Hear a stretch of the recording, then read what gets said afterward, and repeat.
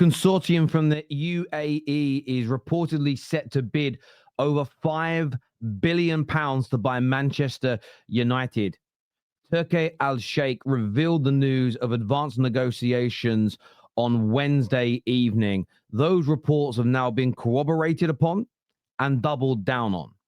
Manchester United fans are trying not to get overexcited with this situation, but ex-players and legends are now being brought into the consortium to essentially be the poster boys and figureheads of this takeover. Contact has been made with the Glazer camp.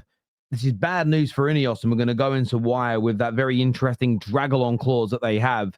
But could Manchester United be on the verge of new ownership, full new ownership for the first time in 20 years? We're going to delve into this story in more detail. Please hit the like button, subscribe, and please hit the hype button too. Let's get this shared out and pushed out as much as possible today. Hit that like button, people. Big, big news.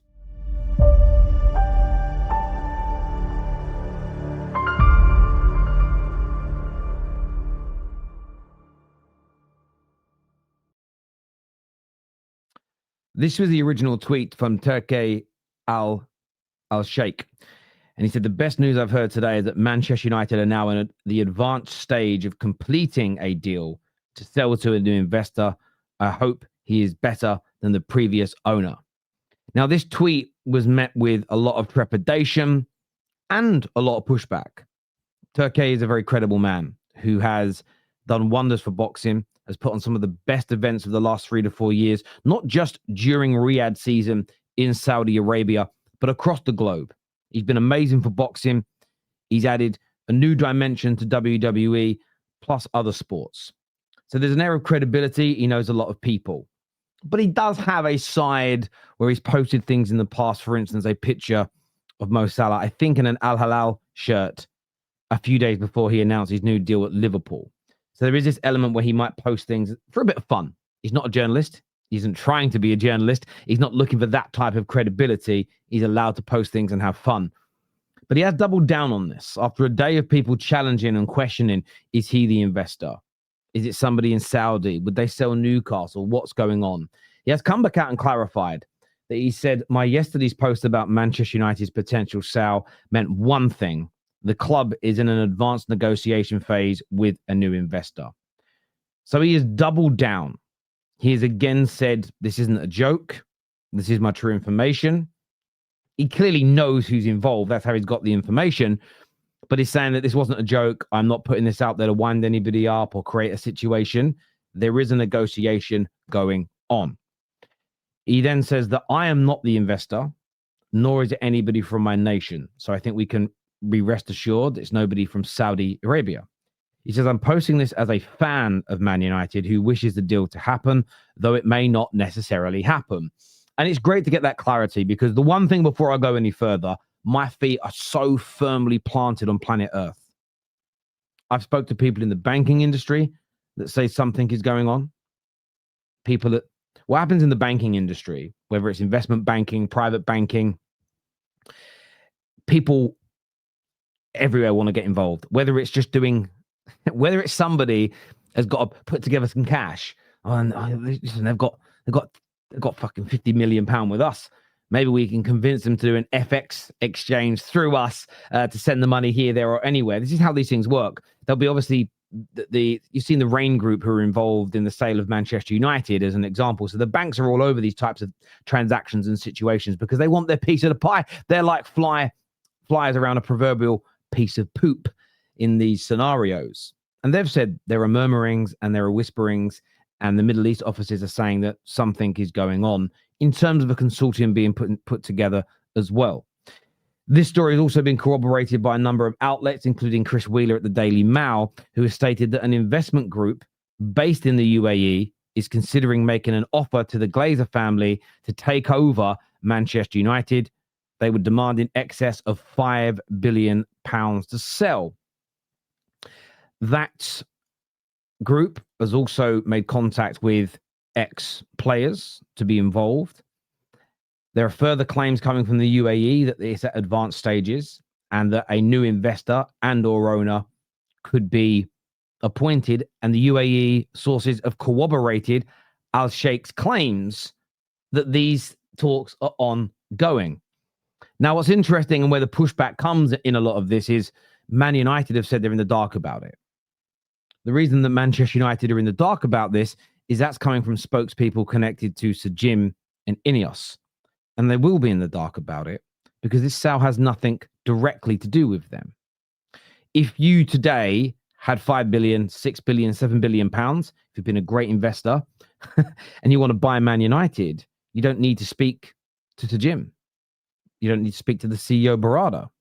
You don't need to speak to anybody at Ineos. There is a drag-along clause in the contract, in the agreement between the Ineos and the Glazers, that from a date that has now passed, I think it was 25th of August, it was sometime in August, this drag-along clause becomes active, which essentially, in boiled down layman's terms, means if the Glazers decide to sell 100% of the club, Ineos must go along with it. Now, there may be a sub-clause that enables Ineos to match any bids or better bids to become the 100% owners. I would be shocked to my core if they didn't have an element like that weaved into this contract. Why? I have drag-along clauses in 2 or 3 of the businesses that I own. When I've taken investment or I've partnered with people, they wanted drag-along clauses because I'll give you a little story. I'm partly involved with a few estate agents, and we took investment from a bigger estate agency who said they wanted us because they want to add to their portfolio because at some point in the near future, they want to sell every single one of their businesses. So they invested to help us get ours off the ground. But there's a drag-along clause, which means if they sell all their businesses tomorrow, our business will be taken up with that. Now, I will get fair market value for what I own, which is the majority compared to their investment. But I also have the chance to match that offer. I won't, by the way. I'll just sell it. That's why I got involved in the first place. But the drag-along clause is there. This will be far more complex because it's a much bigger business, a much bigger organism. But these are very, very common in business, right down to small businesses that I'm involved with right through to multi-billion pound conglomerates and institutions with far more complexities. So when you read the stories that Man United are in the dark, Ineos know nothing about it. So Jim says, no one spoke to me. That doesn't mean the story isn't true 100% because they don't need to speak to them. At the moment, what's being reported from the UAE is that the Glazer family, whether it's direct, again, the Glazer family, are they sitting face to face with the consortium from the UAE? No. That is why you'll also hear reports of there's been no direct contact between the parties. This will be done through lawyers. And even at a small business level, a large amount of conversations happen via lawyers than actually face-to-face. People prefer to negotiate that way. The wrong things don't get said. It's all done in a very legal and above-board way. So none of that makes me panic or overly excited. It is just standard business practice. But why would they sell now? That's the big question. Why now would it happen? Well, the Glazer family have always said in the whole time during investment period, give us 5+ billion and we'll sell. And whether you wanted the Qataris, whether you wanted Sir Jim, I prefer the Qataris. I didn't mind Sir Jim and Ineos. But if you wanted 100% takeover, it's on Ineos and the Qataris that didn't happen because they never bid the asking price. Now, I'm not defending the Glazers, but they were very steadfast in, you don't bid this, you ain't getting it. You can bid 3, you can bid 4, you can bid 4.8, 4.9. We ain't saying yes. And nobody ever bid their asking price. But why now? Well, the club's in a better financial situation than it was. The club has cut a lot of fat away. And we're talking purely business here. Forget the personal side of it. The new stadium plans have been agreed. Would they have been agreed with Middle East ownership? Potentially, but maybe not. There's always a lot more pushback when people in the Middle East want to invest in the UK. There's a lot of people that are against investment from that part of the world. But now those plans are through. If you buy Man United, it's very unlikely they're going to undo those plans due to somebody's passport. They're already through. So suddenly United are a more valuable proposition. And if the Glazers would still accept say, 5.5 billion, new owners may look at this and say, well, once the new stadium building starts, if they do start to progress on the football pitch, the new stadium building starts, the valuation is going to start to rise. New TV deal money is being negotiated at this particular moment. That will increase the value of every club in the Premier League, including Manchester United. Record revenues happened even without Champions League football. How much more revenue are they going to make if they start yielding results on the field of play? So for a potential buyer, you may now look at this and say, we don't get it for 5.5, 6 billion today. In 3 or 4 years' time, it might be 8 billion, plus then whatever else we want to invest.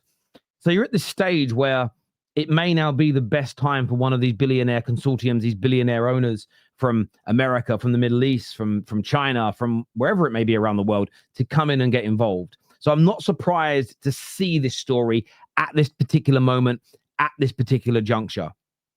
Will it happen is the big question. And I already know there's going to be a lot of salty, very angry people in the comments. Oh, Terry believes it's happening.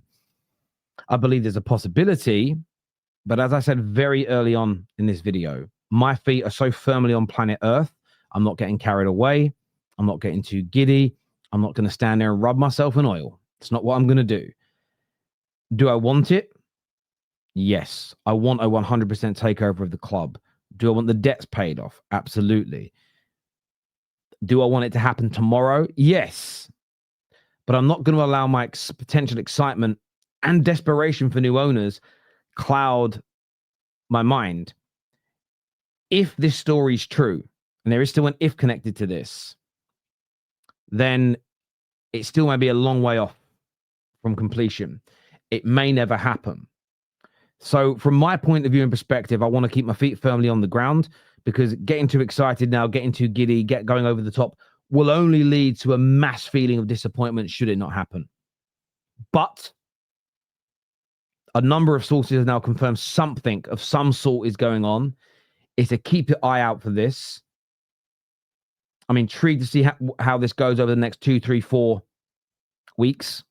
But I want to get your views. I want to get your opinions. How credible do you think this is? Do you feel a takeover will happen? Do you think this is just the media making mountains from molehills?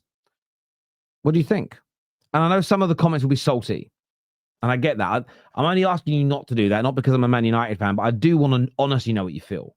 Maybe you just feel salty, and that's why you're going to write it. But I'd love to know your thoughts and your opinions below. Until next time, everybody, take care. Goodbye. God bless. And I'll see you soon.